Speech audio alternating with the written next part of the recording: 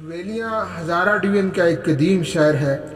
اور اس کے ساتھ ساتھ جو شہر جو لگتے ہیں وہ ہری پور اور ایبٹ آباد ہے، جبکہ تھوڑا سا آگے جائیں تو ماسیرا بھی ہے،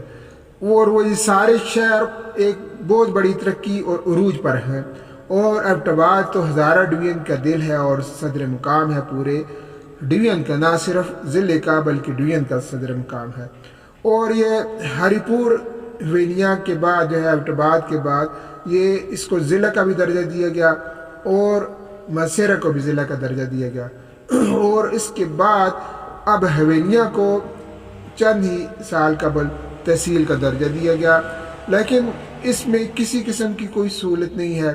اور اس طرح محسوس ہوتا ہے کہ جیسے اس شہر کو جان بوجھ کر پسماندہ رکھنے کی کوشش کی گئی ہے۔ اس کا اندازہ آپ اس بات سے لگائیں کہ قیام پاکستان کے بعد یہاں صرف اور صرف 2 ہائی سکول حویلیاں سٹی میں بنائے گئے، اور 50 سال ہونے کو ہیں کہ حویلیاں سٹی میں کوئی بھی سرکاری سطح پر نیا ہائی سکول ان دونوں کے علاوہ نہیں بنایا گیا،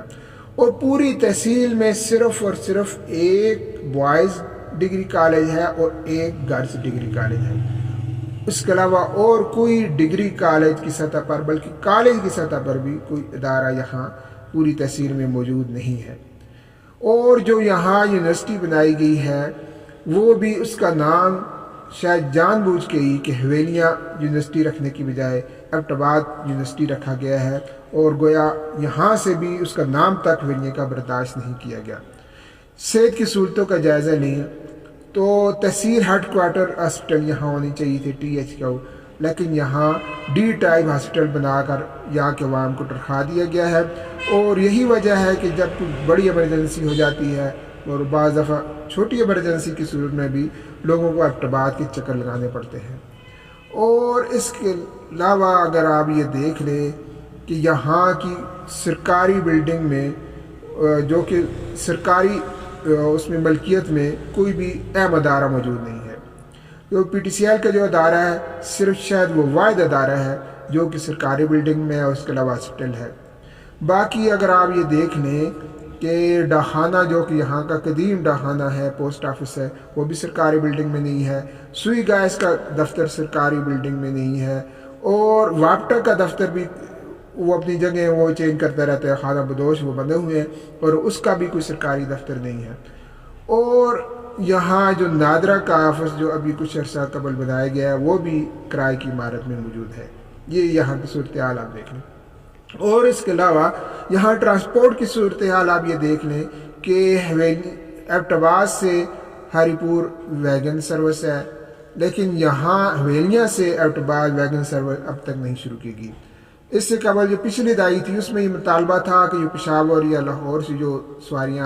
گاڑیاں آتی ہیں وہ یہاں کی سٹی کی سواریوں کو شہر سے باہر اتار دیتے ہیں، وہ مطالبہ اسی طرح رہا، اور اب جو موٹر وے بنایا گیا ہے اس کا انٹرچینج وہ یہاں شہر سے 4 کلومیٹر دور ہے، اور یہ موٹر وے کا جو انٹرچینج تھا یہ اچھا بلا ہزارہ یونیورسٹی کے پاس یا ایبٹ آباد یونیورسٹی جسے ہم کہتے ہیں اس کے پاس بن رہا تھا، لیکن کچھ نادیدہ قوتوں نے اس میں اپنا ہاتھ ڈالا اور اس کے بعد یہ شہر سے دور پھینک دیا گیا، جس کا نقصان یونیورسٹی کے ہزاروں طلباء کو بھی ہو رہا ہے، وہ بھی پریشان ہیں، اور یہاں کے لوگ بھی پریشان ہیں کہ یا تو وہ شاہ مقصود کے انٹرچینج پہ اترے جب وہ لاہور یا پشاور سے آئے، تو یا پھر کھوکر میرا میں یا مسلم آباد کے انٹرچینج پہ اترے، تو دونوں صورتوں میں انہیں کوئی کسی قسم کی سہولت نہیں ہے۔ اور یہاں کی سڑکیں جو کہ بمشکل ان کا اگر ہم رقبہ دیکھ لیں تو وہ 2 کلومیٹر سے زائد نہیں بنتا، ان کی حالت انتہائی بری ہے۔ یہاں صفائی کے انتظام دیکھ لیں، یہاں واٹر اینڈ سینیٹیشن دیکھ لیں، ہر معاملے میں یہاں اس شہر کو دن بدن ایک پسماندہ قسم کا گاؤں بنایا جا رہا ہے، لیکن اس شہر کی طرف نہیں لے جایا جا رہا۔ یہاں کا جو پبلک پارک تھا جو کہ منظور شدہ تھا وہ بھی یہاں سے منتقل کر دیا گیا، یہاں کوئی مناسب قسم کا